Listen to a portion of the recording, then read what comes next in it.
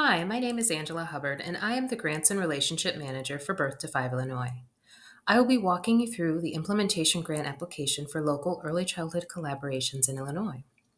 Before we get started, I'd like to share our email address in case you have any follow up questions. Please contact us at grants@birth to5il.com. That's grants@birth to5il.com. I'll turn my camera off in just a moment and I'll walk you through where to find the application and what some of the questions mean.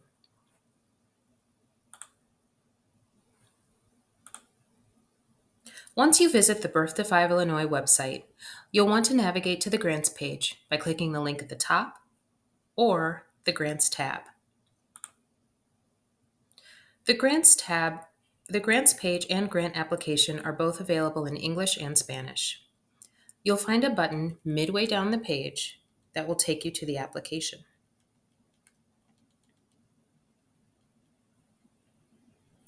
Once you click the application button, it will open in SurveyMonkey.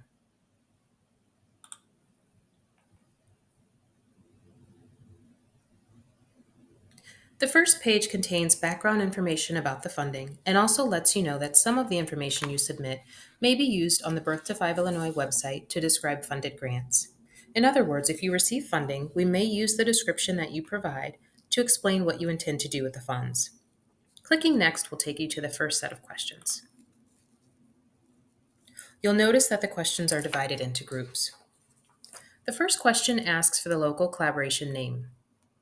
This funding is specific to local early childhood collaborations. It is not meant for the expansion of slots in childcare centers, home care, or other individual programs. If you are unfamiliar with the work of collaborations, we encourage you to visit the Community System Statewide Support website called Partner Plan Act. Among other resources, they provide a directory and map of many Illinois early childhood collaborations.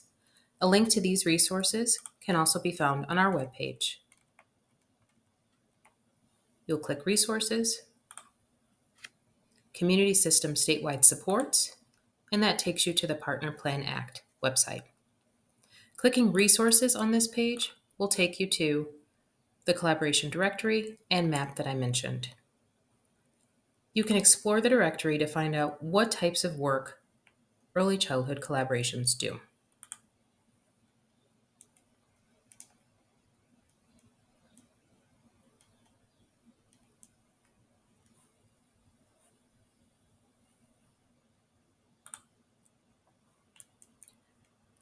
Question 2 asks for the legal entity's name or the name of the fiscal agent. This question is asking who will accept the money and be responsible for financial reporting. If the collaboration will be using a fiscal agent, you may use the fiscal agent's information for questions 3 through 8. If the answer to question 2 is the same as that of question 1, that's perfectly okay. For question 3, enter the address of the collaboration, and please note P.O. boxes are not able to be used for the collaboration address. Question 4 asks for the unique entity identifier. This is a new requirement from the federal government, and it replaces the DUNS number that you may have used previously to receive federal funding. You can visit sam.gov to find out more about that. There is a link right here in the question.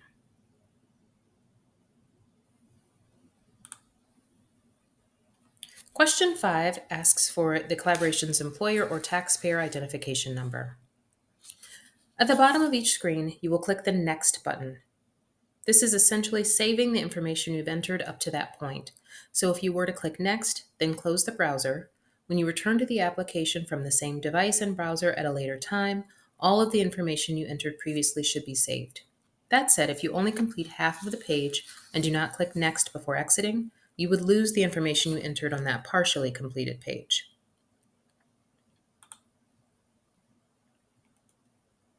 Question 6 asks for your federally negotiated indirect cost rate. Indirect costs are those from which the whole collaboration benefits. Examples of indirect costs are office space rental, utilities, and administrative and managerial staff salaries.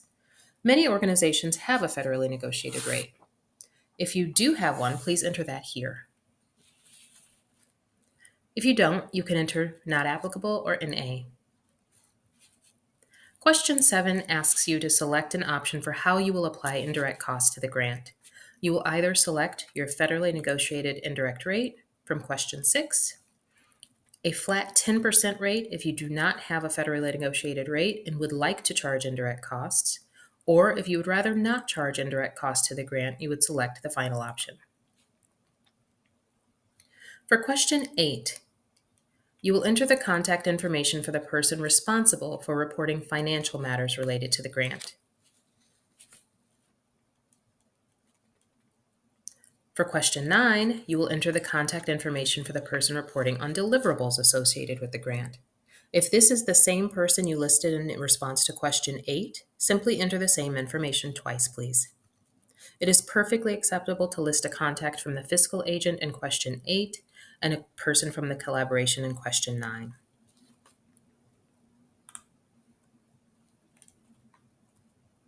Questions 10 through 18 are meant to give the selection panel a clear understanding of the makeup of your collaboration, as well as a sense of the amount of work that the collaboration has already done to identify and address the early care and education needs of your area.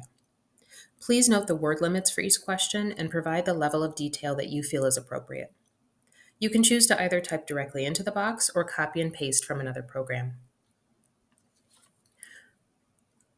For question 10, please describe the organizations and stakeholders involved in your collaboration. In question 11, we'd like you to discuss some of the strategies you anticipate using to regain and increase enrollment across the early care and education system in your area. Some examples of things you might list here are working with members of the collaboration to assess the need for a coordinated intake and referral system, doing outreach to more rural or remote areas to learn of the specific needs of those communities, or funding a part-time staff person for the collaboration. Question 12 asks about other funding your collaboration is receiving to address the goal of increasing or regaining enrollment and how you plan to avoid duplication. Receiving other funding will not negatively impact your potential to be selected as a grantee. We simply want to know how you will use the Birth to Five Illinois grant and that it will serve its intended purpose. Question 13. We anticipate that the collaboration has already done work to identify some of the barriers and opportunities for improvements to your early learning system, and your response will give the selection panel an understanding of the level of work your collaboration is engaged in thus far.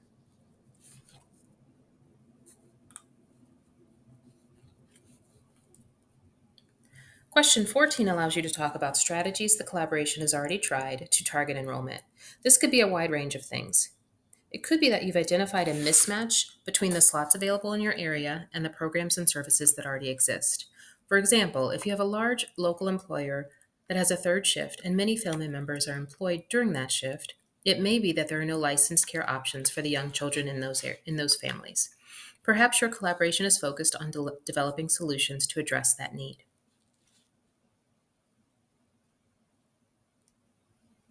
Question 15 asks about racial equity.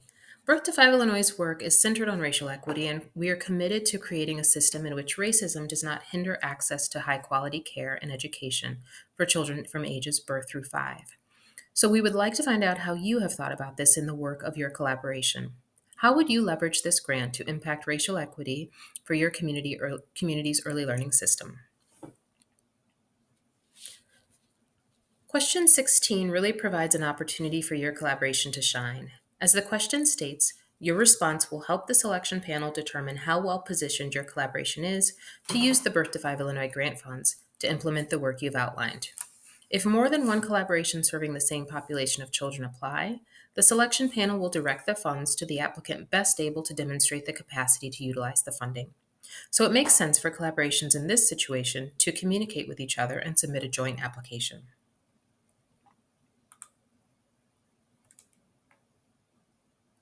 Question 17 asks which early childhood care and education services and programs the collaboration is already coordinating with or connected to. Take some time to really think about who you are working with and feel free to add details about how the collaboration connects with these programs and services. Question 18 asks you to think about connections you haven't yet made. Who else would you like to collaborate with for the benefit of your area's early childhood care and education system?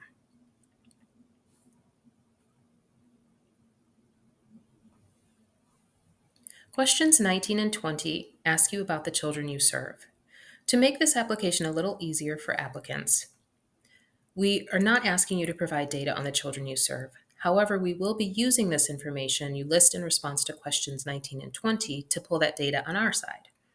We will use data from the Illinois Early Childhood Asset Map to figure out within the geographic area you list the numbers and percentages of children representing various priority populations. Regardless of the geographic reach of your collaboration, it is very important that you include as many of the corresponding zip codes as possible so we can pull data on all of those areas. Question 20. The same goes for listing the school districts served. In addition to pulling data on these areas to determine the grant amount, we will also look at the levels of funding adequacy for the school districts associated with these areas for ongoing data analysis. For more information about how this data will be used to determine grant amounts, please see the funding formula worksheet in the resources section of the Birth to 5 Illinois Grants page. Question 21 asks for an operational budget for your organization. Question 22 asks you to attach a detailed budget for your proposed project. You'll notice a link that will open a budget template that you're welcome to use for the project.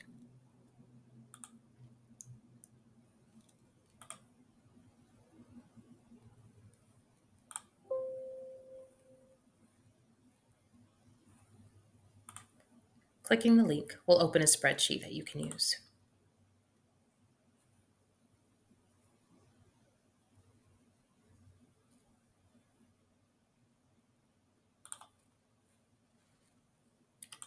There is also a resource on the grants webpage called the Funding Formula Worksheet, and that will help you estimate the grant amount that your collaboration may receive. That worksheet is intended for estimation purposes only and is completely optional.